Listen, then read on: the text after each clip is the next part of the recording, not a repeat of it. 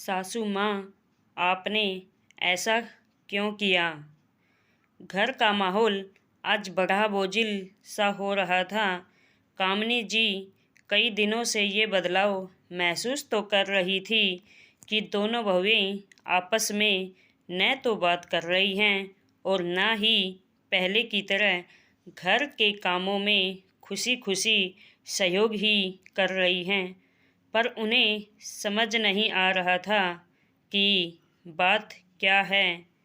आज जब उनके पति गोपाल जी अपने दोनों बेटों के साथ अपनी अपनी दुकानों पर निकल गए तो कामिनी जी ने दोनों बहुओं को आवाज़ देकर अपने पास बुलाया और सीधे बोली, कई दिनों से देख रही हूँ तुम दोनों खींची खींची सी रहती हो ना, आपस में बात कर रही हो ना, किसी चीज़ में दिल लगता है तुम दोनों का। हुआ क्या है? आखिर बात क्या है? क्या कोई तनाव तुम्हें परेशान कर रहा है या कोई और बात है? तुम दोनों आज अपने मन की बात मुझसे कह डालो। और दोनों बहुओं के सर पर प्यार से हाथ रख दिया। कई दिनों से दिल में एक बार लिए घूम रही दोनों बहनों को जैसे ही प्यार भरा स्पर्श मिला वैसे ही बड़ी बहू के आंसू निकल पड़े और रोते रोते बोली, माँ जी, आपने हमेशा मुझे बेटी जैसा मान दिया है। शादी करके जब ससुराल में कदम रखा तो बड़ी घबराहट थी कि कैसे होगा सब। मुझे तो घर के कामों और खाना बनाने का भी अंदाज़ा नहीं था, पर आपने मुझे प्यार से सब कुछ सिखाया। लेकिन साल भर से छोटी बहू के आ जाने से आपने मुझे रसोई के कार्यों से दूर ही कर दिया।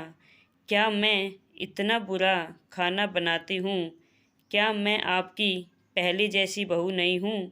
ये मुझसे कोई गलती हो गई है।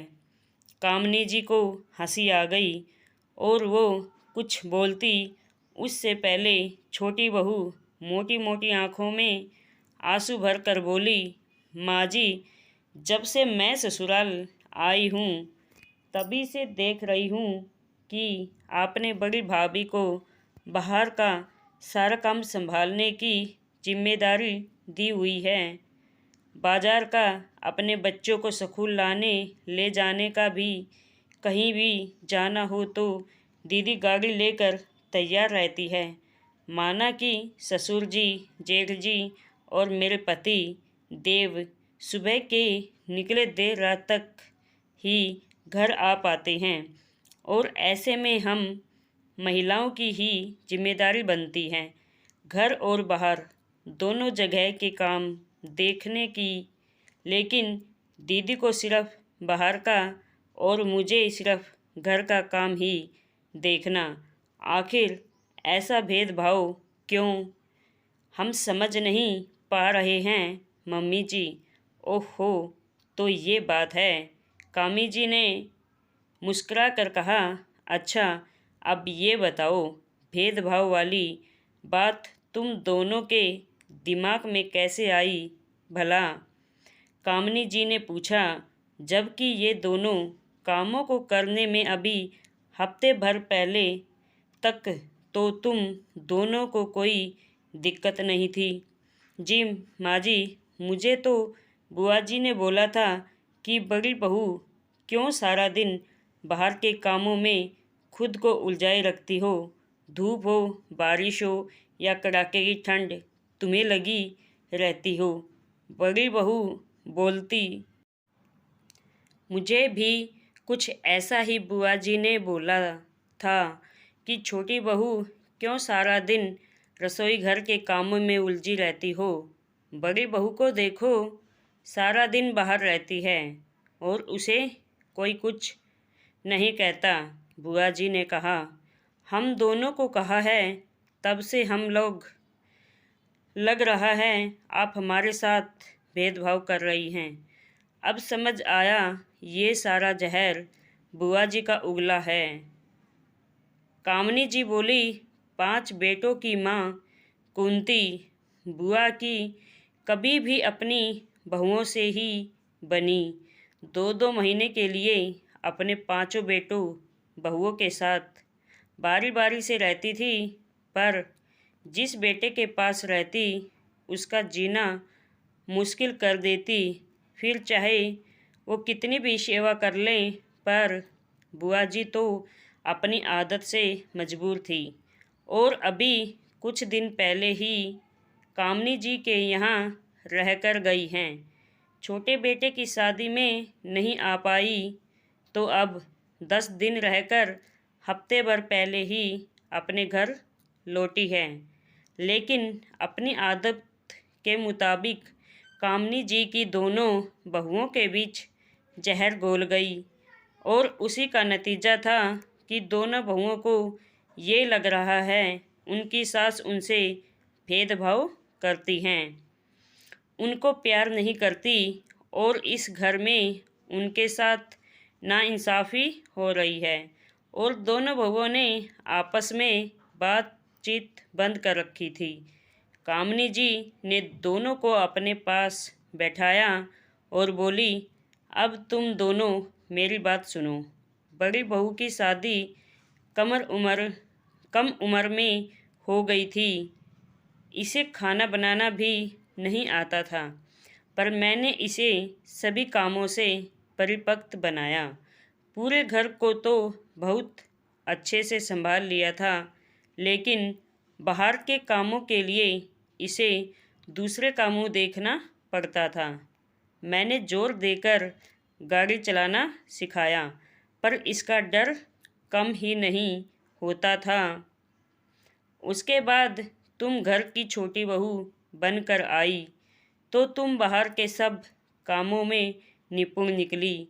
कुछ भी परेशानी या काम होता फटाक से गाड़ी निकालती और काम करके आती, पर तुम्हारा हाथ रसोई के कामों में तंग था।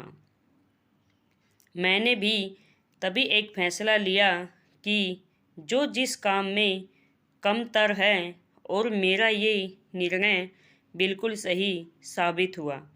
आज तुम दोनों ही घर हो या बाहर, दोनों जगह के काम बड़ी आसानी से कर सकती हो। पर बुआ जी को शायद यह बात अच्छी नहीं लगी कि मेरी दोनों बहुएं हर काम में निपुण कैसे हैं और हम तीनों की इतनी अच्छी कैसे बनती है।